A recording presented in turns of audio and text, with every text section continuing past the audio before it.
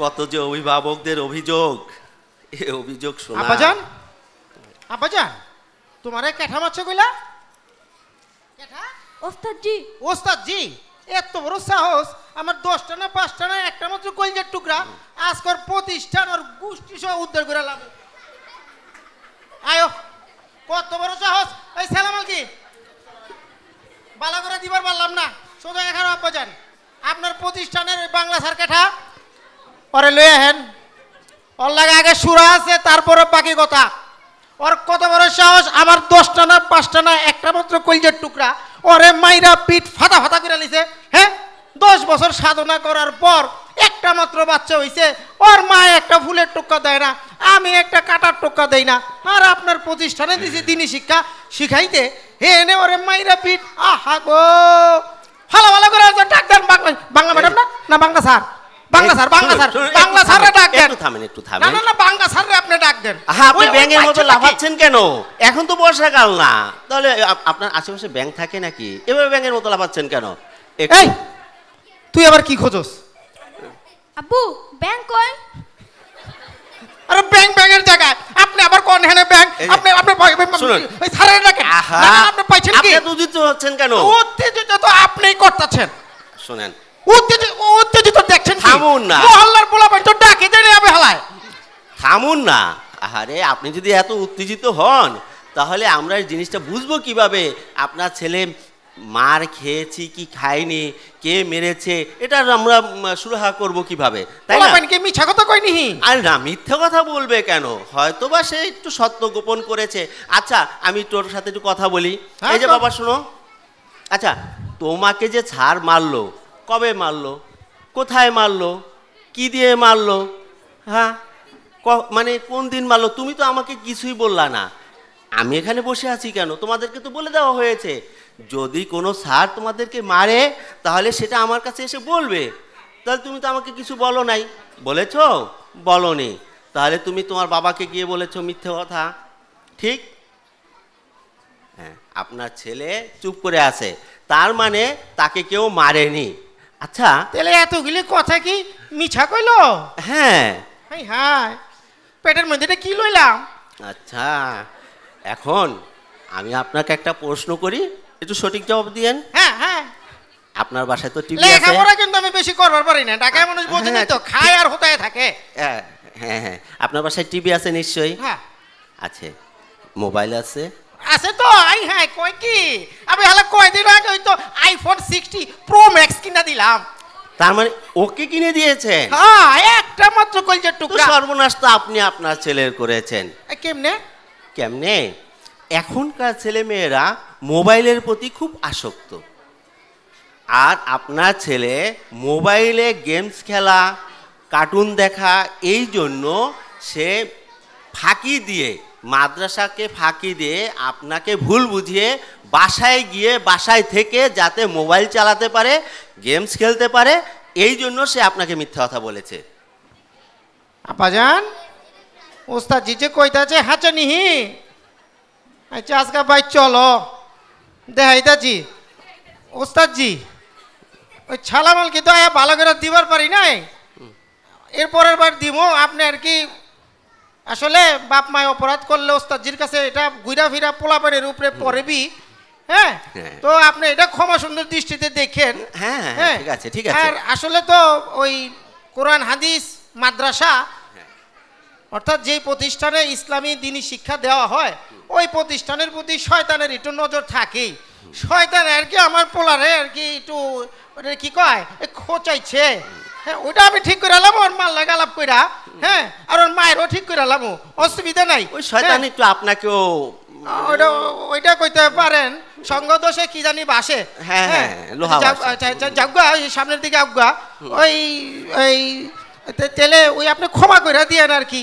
হ্যাঁ, আর আচ্ছা। মাদ্রাসার প্রতি আপনার সাথে কথা বইলা আপনার প্রতিষ্ঠানের উপর, অর্থাৎ ওই যে আল জিবরান দারুল কোরআন একাডেমির উপর আমার যে বিশ্বাস আগে ছিল এখনো আছে, ইনশাল্লাহ কোথাও দিয়া গেলাম আপনি গো এই ভবিষ্যতে থাকবো কইলাম ইনশাআল্লাহ। হ্যাঁ, ইনশাআল্লাহ। তাহলে দোয়া করেন।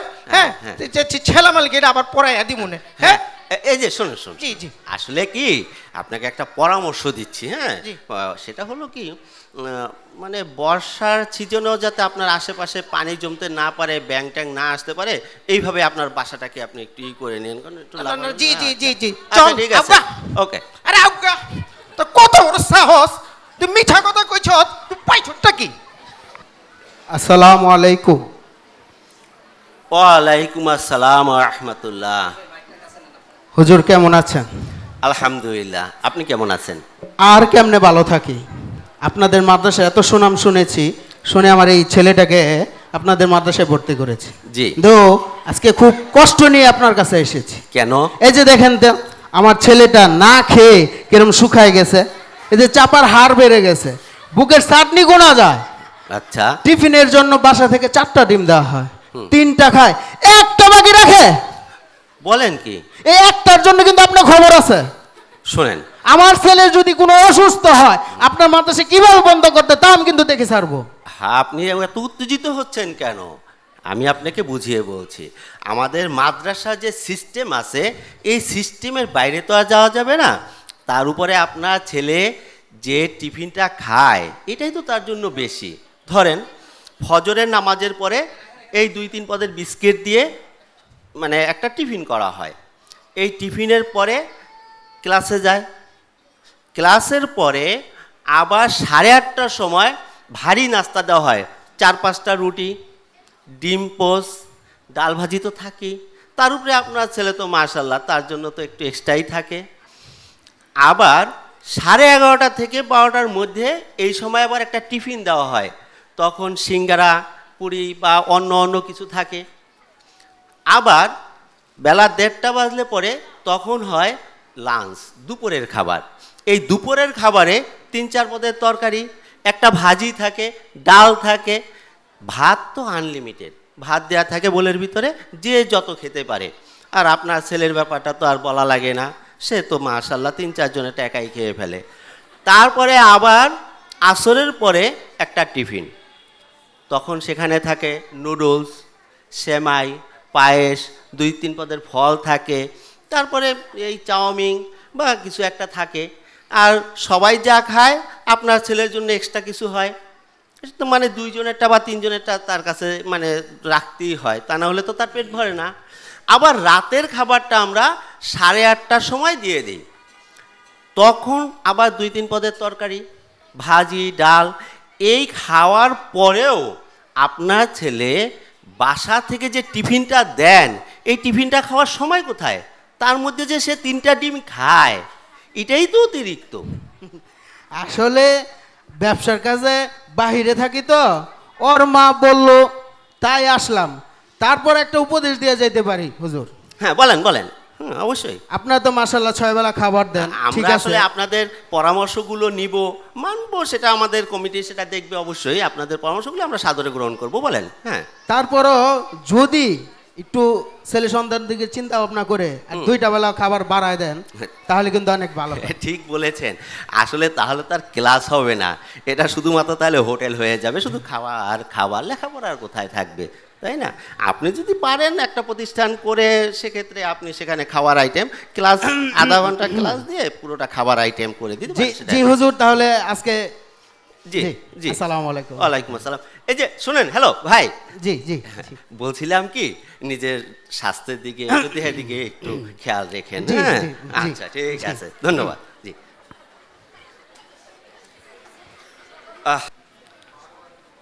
আসসালামু আলাইকুম হুজুর। ওয়ালাইকুম আসসালাম। জি, কেমন আছেন? আলহামদুলিল্লাহ ভালো আছি, আপনি ভালো আছেন? জি, আলহামদুলিল্লাহ আলহামদুলিল্লাহ। একটি খুশির খবর শুনে আপনার কাছে আসছি। আমার ছেলে তো 30 পারা কোরআন মুখস্থ করেছে মাত্র 3 মাসে। এটা তো অত্যন্ত খুশির খবর। আপনাদেরকে আমি মিষ্টি খাওয়ার জন্য এসেছি, আপনারা কি খাবেন হুজুর বলেন তো? ভুল করছেন, আপনি ভুল করছেন। আসলে আপনার ছেলে 30 পারা মুখস্থ করেনি, কেন? 1 পারা মুখস্থ করেছে। কেন? ছেলে তো হ্যাঁ। বললো বাবা তুমি কত পারা মুখস্থ করেছো? 30 পারা। এই যে সে বলতেছে 30 পারা, আপনি কি বলতেছেন 1 পারা মুখস্থ করেছে? না, সে 1 পারাই মুখস্থ করেছে, শুধুমাত্র 30তম পারা। এটা কেমন কথা বলছেন? 30তম পারা, পারা তো 1 থেকে শুরু হয়, 30 তো কম ছিল। আপনি প্রথম 1 পারা 2 পারা 3 পারা, আপনি 30তম কি বলতেছেন? আসলে আপনাকে আমি খোলসা করে বলছি, বাবা তুমি বলো, তুমি কি প্রথম পারা মুখস্থ পারো? জি না। দ্বিতীয় পারা জি না। পারো না, তাহলে শুধুমাত্র 30তম 1 পারা মুখস্থ করেছো, তাই না? জি। আচ্ছা, এবার ক্লিয়ার হলে? এটা কেমন কথা? শুধুমাত্র 30তম একটা পারাই সে মুখস্থ করেছে। আমার তো এটা বুঝে আসে না। আপনি 1 থেকে শুরু করবেন, 1 2 3, আপনি 30তম বলতেছে, ছেলে বলতেছে 30 পারা মুখস্থছে। তার মানে কি আপনারা আমাদের বাচ্চাদের ধরে রেখে এই দিনের পর দিন, মাসের পর বছর আপনারা কি ওদের কাছে শুধু আমাদের বেতন নেবেন এই চিন্তা ভাবনা করতেছেন নাকি? আমি তো বুঝতে পারছি না ওস্তাদজি। এটা আপনাদের ভুল। আসলে মূলত হচ্ছে কি, হেফজ মাদ্রাসার একটা সিস্টেম আছে। সিস্টেমটা হলো প্রথমে 30তম পারা মুখস্থ করানো হয়, তারপরে আস্তে আস্তে করে সামনের দিকে আসতে হয়। তাহলে পরে বাচ্চারা হেফজটা কমপ্লিটলি করতে পারে এবং এটা দীর্ঘ সময় ধরে তাদের মুখস্থ থাকে এবং আজীবন মুখস্থ থাকে। বুঝতে পারছেন? জি, তাই তো আমরা বুঝি না। আপনারা যদি এভাবে বুঝাই দিতেন বাচ্চাদেরও, আমরাও বুঝতে পারতাম, তাহলে আমাদেরই মনে হয় একটু ভুল হয়েছে। হ্যাঁ। যাক উস্তাদজি, আপনারাই ওনাদের প্রতি বাচ্চাদের খেয়াল রাখবেন এবং জানি হেল্প করতে পারে এই আশা রাখি। পরবর্তীতে আপনারা যা খাবেন ইনশাল্লাহ তাই খাওয়াবি। এখন আচ্ছা, আসি। ঠিক আছে, ঠিক আছে। আসসালামু আলাইকুম। ওয়ালাইকুম আসসালাম। জি,